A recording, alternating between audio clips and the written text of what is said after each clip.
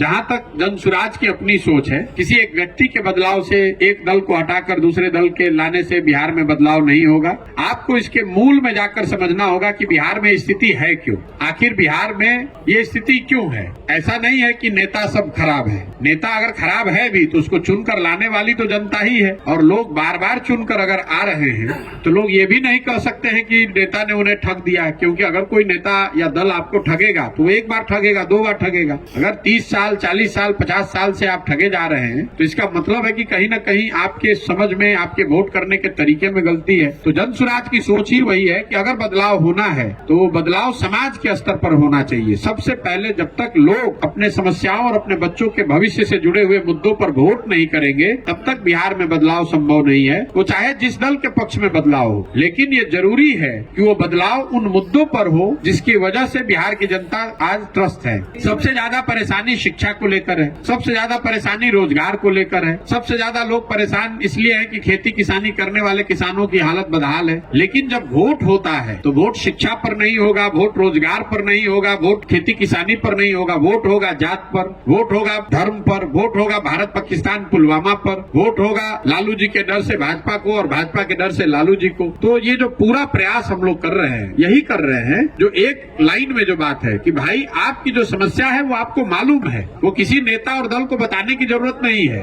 आपको ये मालूम है कि आपकी समस्या क्या है, लेकिन आप उन समस्याओं पर वोट कर ही नहीं रहे हैं। और अगर आप बदलाव चाहते हैं तो जो आपकी समस्या है या आपके बच्चों के भविष्य से जुड़ा हुआ जो मामला है उस पर वोट कीजिए, निश्चित तौर पर बदलाव आपको दिखेगा।